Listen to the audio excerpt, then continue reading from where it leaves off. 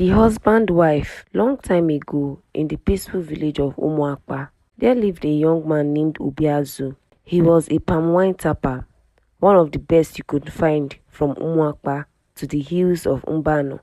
Every morning, he tied his wrapper neatly around his waist, adjusted the coral beads on his neck and wrist, and climbed tall palm trees like it was nothing. OBI AZU was soft-spoken and kind, the kind of man who greeted elders properly and never passed by someone without offering help. He wasn't rich, but people respected him.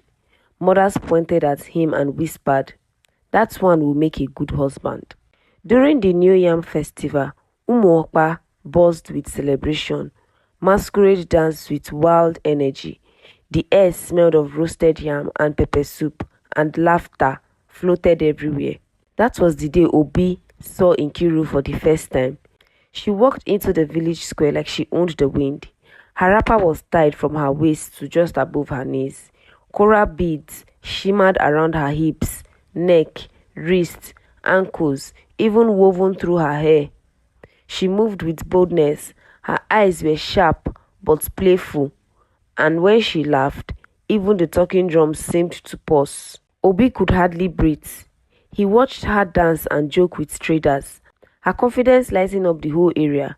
She spotted him standing by the palm wine stand, smiled, and walked straight to him. "Yeah, OBI AZU, aren't you?"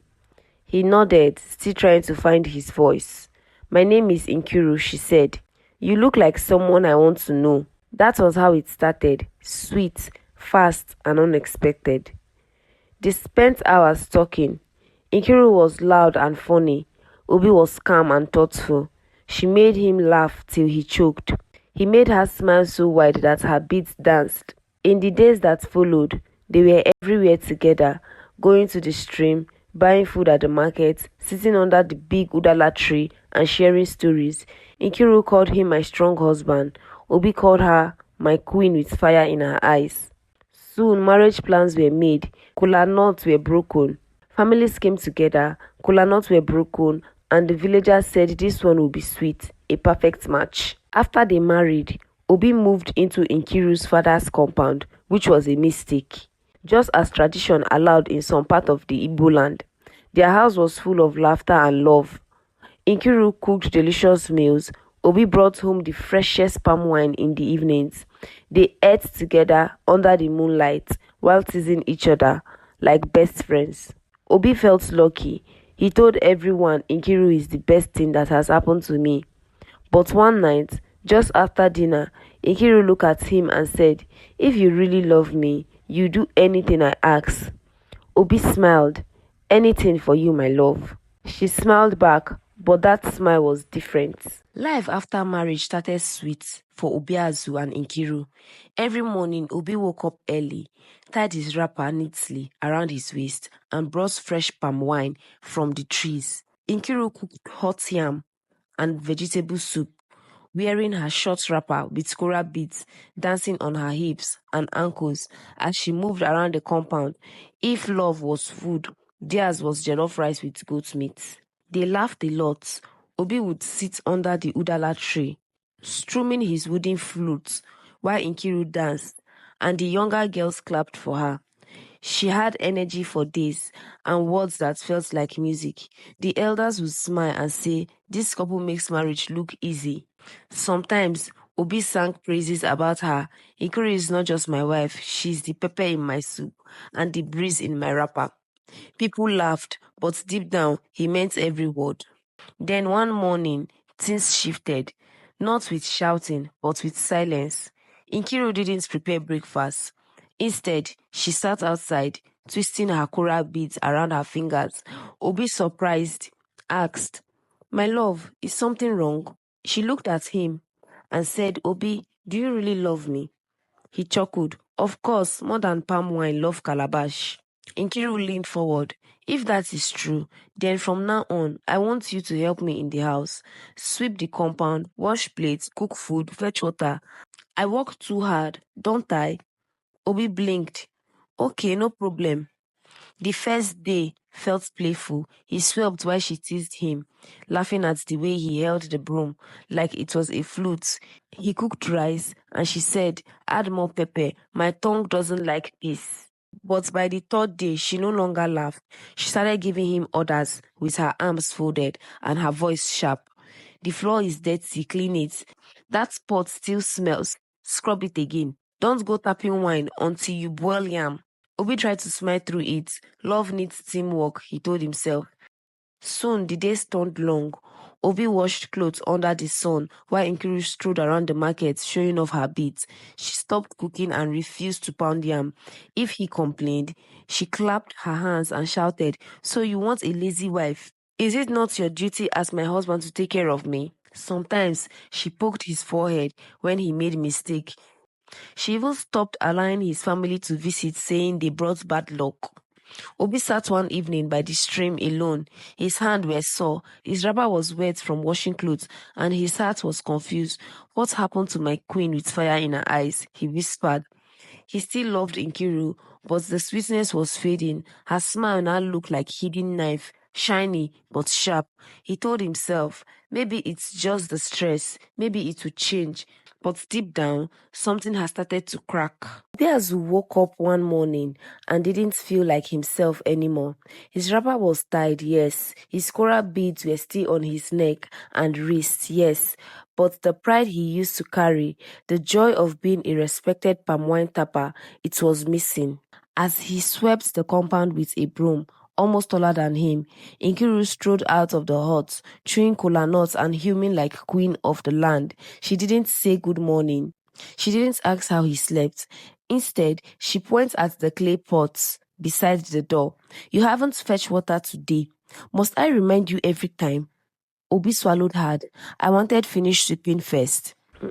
She hissed, adjusted her beads, and walked past him like he was a tree.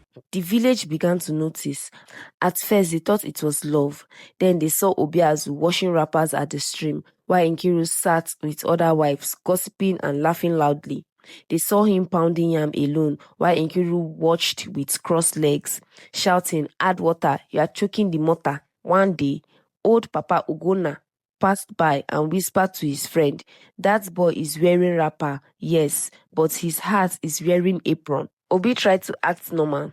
He told people he was supporting his wife. "Marriage is partnership," he said, forcing a smile. But inside his chest, he felt heavy. Nkiru stopped calling him sweet names. Now she barked commands. "Obi, wash my feet. Obi, sweep the room. Obi, make stew before I come back." She even slapped his shoulder once when he forgot to grind pepper. When his mother came visiting, Nkiru refused to let her enter the compound. "She brings bad air," she claimed. Obi was shocked, but he didn't argue. He sat by the fireplace that night, poking firewood and thinking of his childhood. How his father used to say, "No man should lose himself inside his own house." Still, Obi held on. Maybe she was stressed. Maybe it was just the phase, so he thought. He cooked more, cleaned faster, and avoided mistakes. But no matter what he did, Nkiru found fault. One night, as Obi lay on the mat after a long day of chores, Nkiru returned from the market with new beads and a frown. "What did you cook?" "Yam porridge," he replied, tired.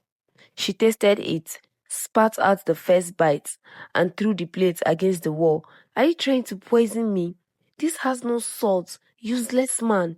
Obi didn't speak. He just stared at the cracked plate and wondered how love turned into punishment. The next morning, he tried to go palm wine tapping just to escape for a few hours. Nkiru blocked the door. "You're not going anywhere, not until you scrub the walls." "But I need to deliver wine today to the elders," she smirked. "You need to obey me, your wife, first." As Obi picked the sponge, headed to the wall, one thing was clear. He was no longer just her husband. He was her housekeeper with beads. He was her husband wife. Rain fell gently one morning in Umuokpa. The compound smelled of wet earth and wood smoke, but instead of enjoying the calm, Obi AZU was outside trying to dry wrappers on the clothesline before Nkiru returned from the market. He was no longer allowed to tap wine unless Nkiru approved. She controlled the money he made, saying, "You are my husband, but I'm the one with sense. I know how to spend." Obi didn't argue. He just nodded and continued sweeping like a houseboy with beads. Nkiru had stopped giving him affection. No kisses, no laughter, no teasing under the moonlight. Now, her words were short and sharp like broken glasses. She snapped at him over small mistakes. If the soup was too salty, she shouted. If a bead was missing from her hair, she sulked for 2 days. Obi couldn't talk anymore. She had blocked his family. His friends stopped visiting after she chased two of them with broomstick. One even said, "Obi, your compound is war zone. I value my head, please." He sat alone at night, listening to crickets and memories. One day, during the yam harvest, the elders invited Obi to pour palm wine at the celebration. It was tradition. His family has always done it. But when he wore his fine wrapper and polished his beads, Nkiru appeared at the door. "Where are you going?" she asked. "To the harvest ceremony." She folded her arms. "Did I permit you to go?" Obi blinked. "It's for the village. It's for everyone," she hissed. "Then let the village give you food tonight. If you leave this house, don't bother coming back." The air went silent. Obi sat down. He missed the ceremony. The elders noticed his absence, and one said his spirit has changed. Back home, Nkiru smiled like she had won a wrestling match. She started locking the money bag in her father's old wooden chest. Obi could only take small coins. If he begged for money to buy pepper, she said, "You know where the farm is, go pluck the leaves." One day, when he asked to send food to his sick uncle, she shouted, "Is your uncle the one sweeping this compound for me every day?" Obi looked into her eyes. They used to shine with love. Now, they look like firewood, dry and ready to burn. That night, he dreamt of freedom. In his dream, he stood under the palm tree, holding his calabash, smiling again. His parents waved at him, and the wind blew gently. Nkiru was nowhere in sight. He woke up and sat outside, barefoot, watching the sky. Was he still a man, or had he become furniture, useful and but forgotten? The next day, Nkiru slapped him because he didn't fold her wrapper properly. His cheek burned. His pride shattered. OBI AZU didn't cry, but inside, something cracked. And once a crack enters a calabash, it doesn't matter how well you polish it, it can never hold palm wine the same way again. OBI AZU didn't sleep well anymore. His mouth felt like stone, and the silence in the hut felt loud. Even the moonlight, once romantic, now made shadows dance like spirits without rest. Nkiru had become completely controlling. She didn't just tell Obi what to do, she told him what to think. "Don't wear that wrapper," she said. "It makes you look weak." "Don't laugh like that," she shouted. "People will think you have no dignity." Obi stopped talking too much. When neighbors greeted him, he smiled politely and walked away. Before Nkiru could complain, she claimed he used the energy to greet strangers but forgot to scrub the kitchen. One morning, he asked politely if he could send money to his sister who just had a baby. Nkiru narrowed her eyes. "Is your sister your wife? Did she cook for you last night?" Obi said nothing. She refused.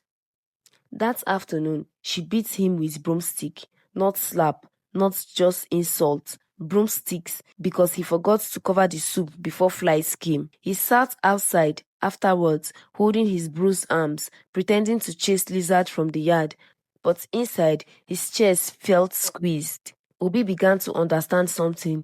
Nkiru's beauty was not peace, it was a camouflage.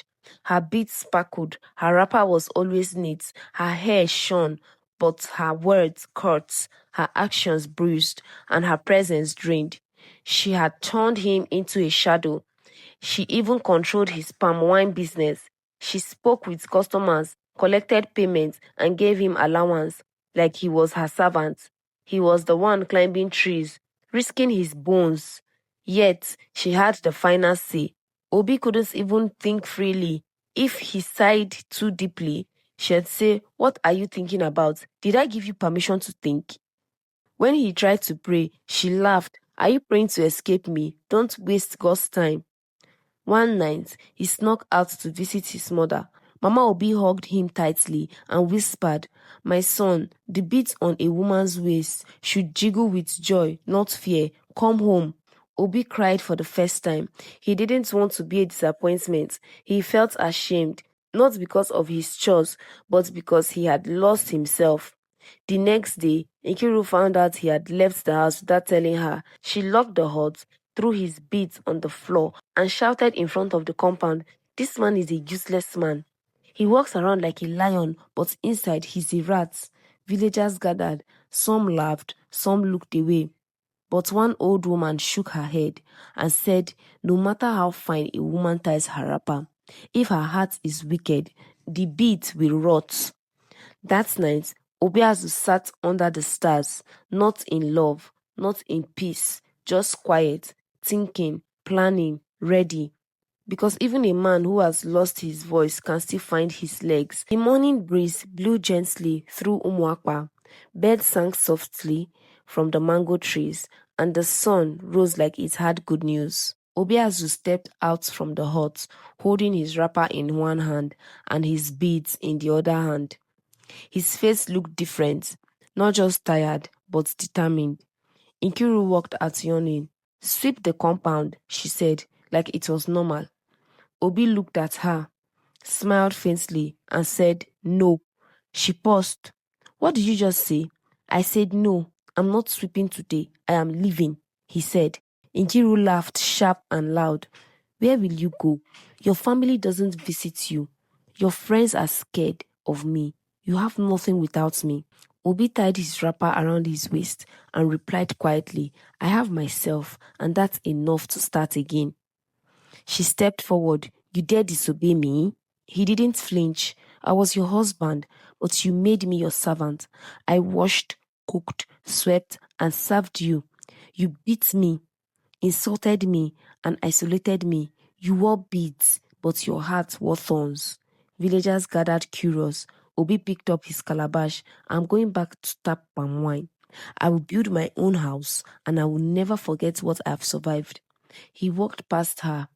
Some villagers clapped quietly, others stared. Nkiru stood frozen, her beads still shining, but her pride melting. Weeks passed. Obi moved into his uncle's hut on the edge of Umokpa, fixed it up, and started afresh. He climbed palm trees again, his calabash steady, his laughter slowly returning. One afternoon at the stream, he met Chiamaka, a woman with kind eyes and a voice cool like water. Her wrapper was modest, her beads simple, her words full of warmth. They talked, slowly, carefully. Obi was cautious, but Chiamaka was gentle. She asked questions, she listened, she didn't shout, she didn't point fingers. She treated him like a human being. Months passed and love grew, not loud and fast like before, but soft and steady. They married under the mango tree with just few relatives, no drama, no speeches, full of empty words. Obi still pounded yam sometimes. Chiamaka still fetched water. But it wasn't a duty, it was partnership. One evening, as they sat under the moonlight, Chiamaka placed her hand on his. "I heard your story," she said, "and I see how strong you are." Obi smiled, not the forced smile of survival, a real one. Nkiru? She remained alone in her father's compound, her beads still bright, but her laughter forgotten. People avoided her hut. They said beauty without kindness is like a wrapper without clothes. Just show, no substance. Obi AZU became respected again, not just for his palm wine, but for his courage. Elders told his story at village gatherings. Children listened, young men nodded. Because sometimes the strongest thing a man can do is walk away, and Obi did, not just with his feet, but with wisdom. The end.